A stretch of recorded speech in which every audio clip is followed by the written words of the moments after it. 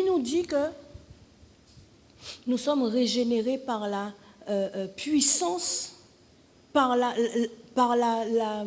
résurrection de Jésus-Christ.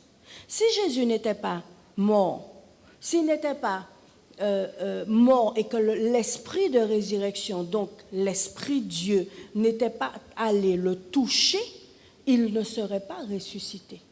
Le corps Jésus serait resté dans le tombeau. Amen. Mais qu'est-ce que nous savons? Que le tombeau, il est vide. Si Jésus n'était pas ressuscité, notre foi, elle serait vaine. Il n'y aurait aucune raison d'avoir foi en lui, puisqu'il serait comme Mahomet, il serait comme Bouddha, tous ceux-là qui sont morts, qu'on a appelés des dieux, mais tous ceux-là qui sont morts, qui ne sont pas ressuscités, et qui ne sont morts pour personne. Ils sont morts parce que c'était le temps pour eux de mourir. Amen. Donc, lorsqu'il est passé par le tombeau, il a tout vaincu. Il a vaincu la mort, il a vaincu le péché, il a vaincu la maladie, il a vaincu Satan, ses démons, il a vaincu toutes les difficultés, il a tout vaincu. Et à cause de cela, comme il est sorti du tombeau, alors il nous fait sortir aussi du tombeau dans lequel notre vie était, lorsque nous sommes régénérés. Amen. Et il nous dit dans Romains 6, le verset 4, « Nous avons donc été ensevelis avec lui par le baptême en sa mort, afin que par Christ, que comme Christ est ressuscité des morts par la gloire du Père, de même, nous aussi, nous marchions en nouveauté de vie. » Alors peut-être que nous n'étions pas dans des tombeaux physiques, mais peut-être que spirituellement, nous avait déjà mis dans des tombeaux.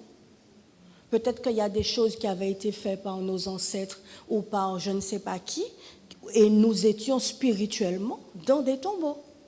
Ou peut-être que ce n'était pas le cas, mais que nous sommes dans un tombeau de peur, dans un tombeau de rejet, parce que tout ça, ce sont des tombeaux. Les tombeaux, c'est là où il y a la mort. C'est là où il n'y a plus de vie, là où il n'y a plus rien qui va être produit. Alléluia. Tout ça, ce sont des tombeaux. Que ce soit la culpabilité, tout ça, ce sont des choses qui nous enferment, la honte, le rejet, tout ça, ce sont des choses qui nous gardent enfermés. Mais comme lui, il est ressuscité, qu'il est sorti du tombeau, alors il nous appelle aussi par cette régénération à sortir du tombeau. Amen. Il nous appelle à sortir du tombeau. Et il nous dit, de même, nous aussi, donc ce qu'il nous appelle à faire, de même, nous aussi, que nous marchions en nouveauté de vie, parce qu'il est ressuscité. Donc lorsque nous sommes ensevelis par sa mort, nous ressuscitons avec lui dans sa vie. Amen. Donc nous ne pouvons pas dire que nous ne pouvons pas rester, parce que nous pouvons choisir de rester dans les tombeaux. Nous pouvons choisir de rester dans la peur, nous pouvons choisir de rester dans la culpabilité, dans le rejet. Dire, ah oui, mais on m'a trop fait, on m'a trop ceci, on m'a trop cela. On peut choisir, on peut rester dans ça parce qu'on a un passé qui est lourd, parce qu'on nous a fait ceci, cela, parce que la tantinette, le tontonnet, le je ne sais pas quoi on fait. On peut choisir, mais ce n'est pas ce à quoi il nous appelle. Il nous dit de même, nous aussi, que nous marchions en nouveauté de vie. Ça veut dire que nous ne pouvons plus vivre de la manière dont nous vivions avant que nous ayons été régénérés. Nous ne pouvons plus aimer ce qu'il nous a demandé de quitter. S'il nous demande de quitter quelqu'un, ça ne veut pas dire qu'il nous demande de haïr cette personne. Ça veut dire qu'il nous demande de ne plus mettre nos affections en cette personne, mais que nos affections soient vers lui. Alléluia.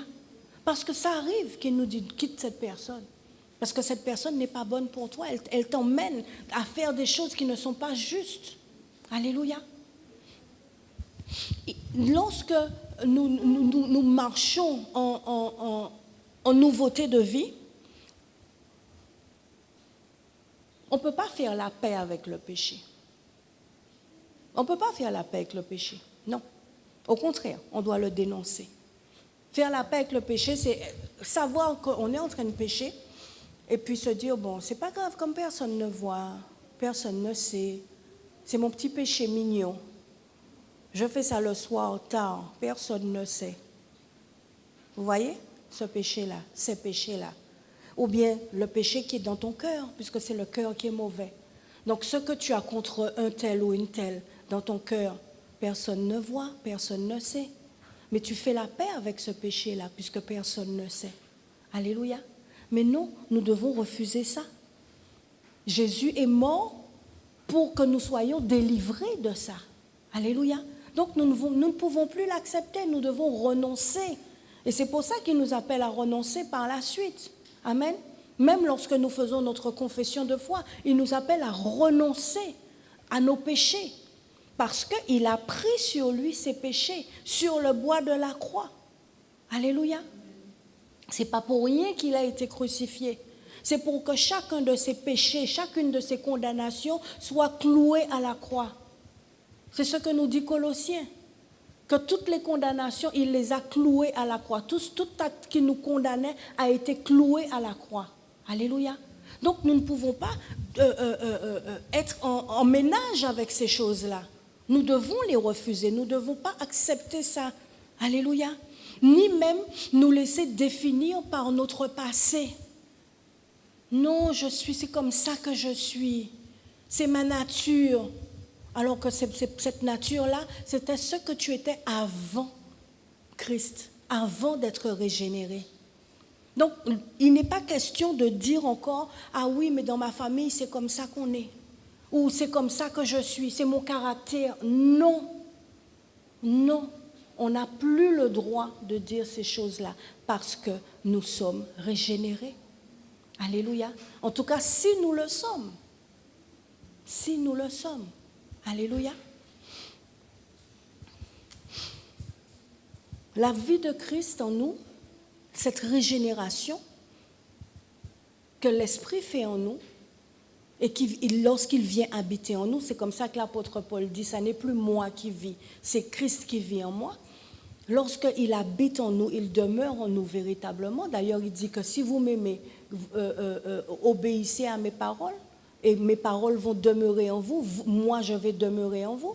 Mais si effectivement il vit en moi, alors sa nature va faire que ma manière de parler, ma manière de penser, d'agir, même de prier ou de servir, va être différente que si je n'avais été régénéré.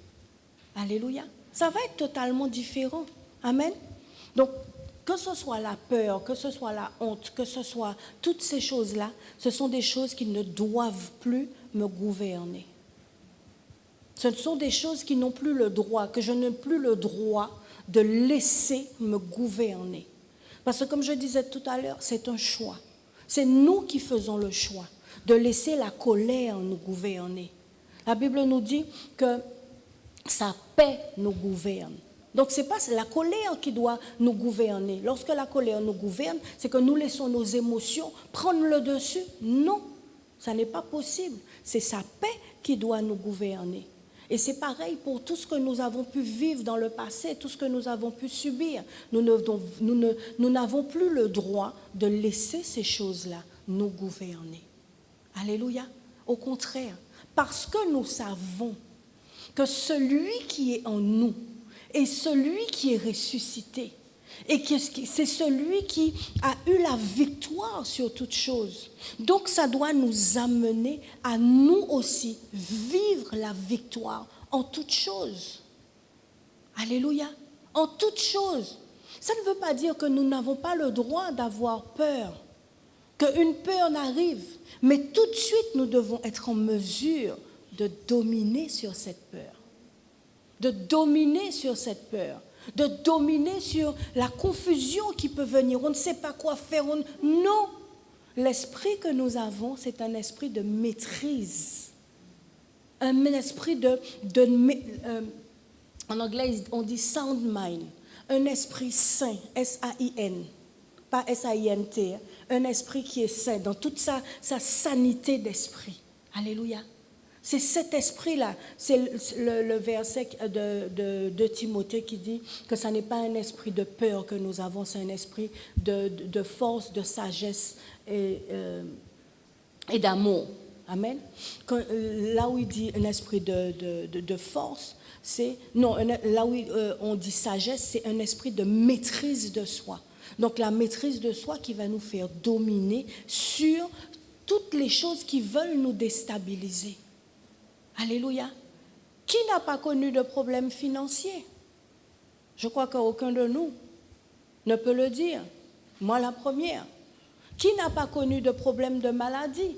Qui n'a pas perdu quelqu'un dans sa famille? Qui n'a pas été rejeté? Alléluia. Toutes ces choses peuvent nous arriver. Ce n'est pas parce que nous sommes régénérés, que nous avons Christ en nous, que les difficultés ne seront pas là. Mais tout va dépendre de la manière dont nous agissons. Pourquoi? Parce que nous ne sommes plus qui nous étions. C'est ce que Corinthiens 5, 17 nous dit, que si nous sommes en Christ, nous sommes une nouvelle créature. Comment? Par la nouvelle naissance. Les choses anciennes sont passées, nous ne sommes plus ce que nous étions.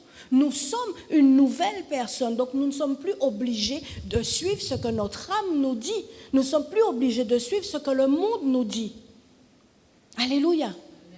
Nous ne sommes pas obligés. Ce que nous sommes obligés de faire, c'est de prendre le dessus sur toutes les déstabilisations qui peuvent arriver dans nos vies. Alléluia. Pourquoi? Parce que nous ne sommes pas seuls. Parce que celui qui est en nous est plus grand que celui qui est dans le monde. Celui qui est dans le monde, c'est toutes les peurs, toutes les colères, toutes les situations, toutes les attaques, tous les combats. C'est tout ça. C'est tout ce qui vient contre nous, contre notre paix. C'est ça, celui qui est dans le monde. Tout ce qui veut nous empêcher d'accomplir notre destinée en Christ. C'est ça, tout ce qui est dans le monde. Mais celui qui est en nous, c'est celui qui a régénéré notre esprit.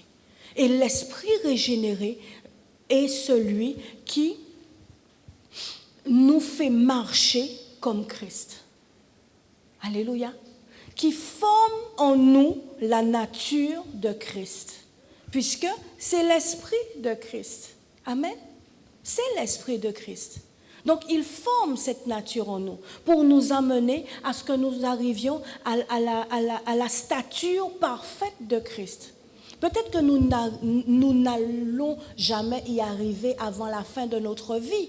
Peut-être que ça sera le dernier jour. Mais si nous le laissons chaque jour nous corriger, nous convaincre, nous reprendre, nous dire non, la manière dont tu veux agir là, ça n'est pas ton vrai toi.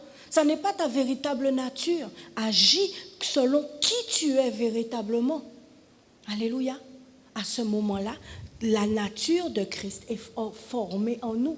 Et Pierre toujours nous dit que sa divine puissance, quelle est sa divine puissance? L'esprit, ce même esprit de force, de sagesse, d'amour, de maîtrise de soi, de révélation, tout ça, c'est le même esprit, l'esprit de vie, l'esprit de vérité. Ce même esprit-là, cette divine puissance nous a donné tout ce qui contribue à la vie et à la piété.